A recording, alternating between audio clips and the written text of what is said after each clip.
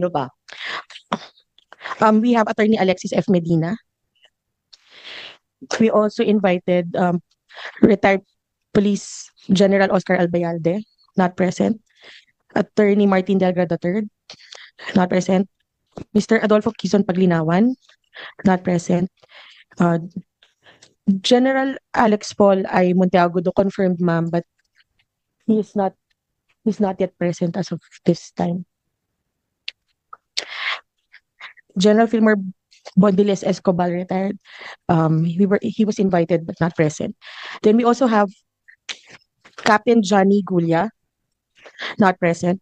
Captain Elmo Segovia, not present.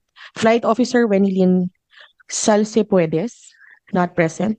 Flight Officer Elinino Santos, not present. Talagang lahat kami ay nalulungkot at wala tayong testigo na sumipot. Nakakayamot naman talaga at gusto ko nga sana nung una na magpadala ng sabina para kay Prosecutor Fadulyon ng DOJ at saka doon sa Air Force natin si General Cordura dahil nga doon sa Villamor. Subalit sa kabila ng sinasabi ng Senate President na pinapatawag niya ang legal, wala pa rin yung sabina na pirmado. Ngayon, sa araw na ito, palibas to show a short video ni General Torre kasi ito mga Republic Act number 7438, an act defining certain rights of a person arrested, detained, or under custodial investigation, as well as the duties of the arresting, detaining, and investigating officers, and providing penalties for the violation thereof. May I also akin to court na pagkawala po o hindi pinayagan yung ebidensyang i-offer. No? So wala sila, pero hindi ibig sabihin hindi ko pwedeng ilagay sa record yung tanong at baka sa media nila sagutin, baka dito later on. Ang linaw po kasi dito, nakalagay po dito. Okay lang kay Senator Cayetano kasi may chronological presentation. One line lang. At saka si Senator Bato gustong pag-usapan din yung arrest. Sige ma'am. I'll leave just this one line lang para lang hindi mabitin yung train of thought. No? Nakalagay kasi dito, any person arrested or detained under custodial investigation shall be allowed visits by conferences or any member of his immediate family or any medical doctor or priest or religious minister chosen by him or by any member of his immediate family or by his counsel. Okay, hindi ko nahabaan kasi nga ma'am, I'll follow your advice. Ma'am, may penalty po to. Ang penalty nito, any person who obstructs, prevents, or prohibits any lawyer, any member of the immediate family or person arrested, detained, or under custodial investigation, or any medical doctor or priest or minister by his counsel or by his counsel from visiting and conferring privately chosen by him or by any member of his immediate family with him, or from examining and treating him. Ma'am, by his choice at any time, I'll go back to the title at saka dun sa nakalagay. Nakalagay dito, hindi lang custodial investigation basta arrest or detained. So he was arrested and detained. So even if magdebate tayo na custodial investigation ba yun o hindi, no? So ma'am, ang ano po dito, ang penalty is imprisonment of not less than 4 years nor more than 6 years and a fine of 4,000 pesos. So ang question ko, meron na bang report dito sa arrest at kinasuhan ba si General Torre? Last question, ma'am. Tuwing magpapa-aresto lately, parang ang pinaka-effective si General Torre, di ba? So nung pina-aresto si Pastor Kibuloy, grabe yung mga nangyari at ginawa, di ba? Nung pina-aresto po si President Duterte, yun naman pinag-uusapan natin, nakita naman natin. Nung nag-hearing po ako tungkol sa tulay na sa Isabela na gumiba, hindi po nag-attend si Secretary Bonoan. Sinabi ko lang, kailangan ko pa bang i-designate si General Torre para kunin si Secretary? The next time, nag-attend na siya. So ito, tanong ko ma'am, pag nag-issue tayo ng subpoena at hindi siya mag-attend at kinontempt natin, pwede bang ang utusang kong hulihin si General Torre ay si General Torre?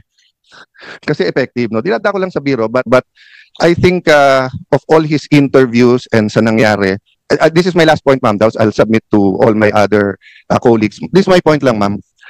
Nanunood kasi yung buong PNP, nanunood yung mga teachers ng constitutional law, mga estudyante, nanonood ang mga estudyante ng criminology. And di ba sabi nga nila, yung bata, hindi mo pwedeng turuan sa salita. Natututo yung bata sa gawa.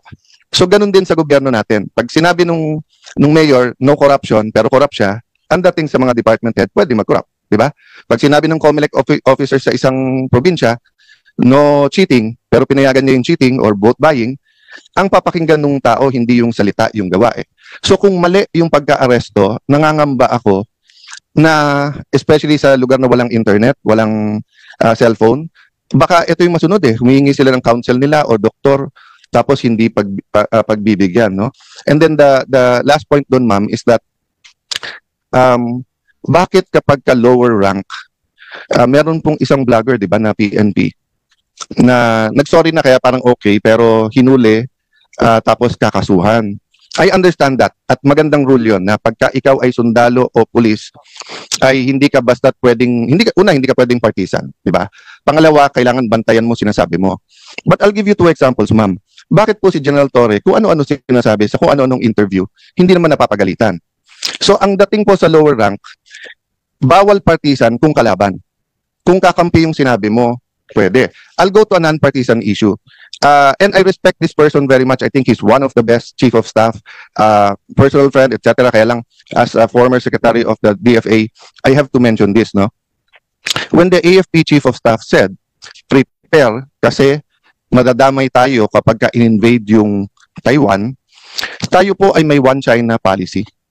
Ano po ang magiging reaction natin nung sa Marawi siege kung sinabi ng China, prepare kasi pag sinugod nila yung Marawi o kapag nilabanan nila yung secession sa Mindanao, mai-involve tayo. Magre-react din yung foreign affairs natin, hindi ba? Kasi nga may one China policy tayo. Don't get me wrong, ayaw natin ng gulo sa Taiwan. Nakikisimpito tayo sa democracy ng Taiwan. We want them to coexist with mainland China. But having said that, we have to be sensitive. So the right person to speak is either the DFA or the presidential spokesperson, hindi po sundalo or police, no? So I'll stop there, ma'am. Pero sana nga consistent tayo para hindi nalilito yung mga kawani ng gobyerno kung ano talaga ang tama at ano yung mali. Thank you, Madam Chair.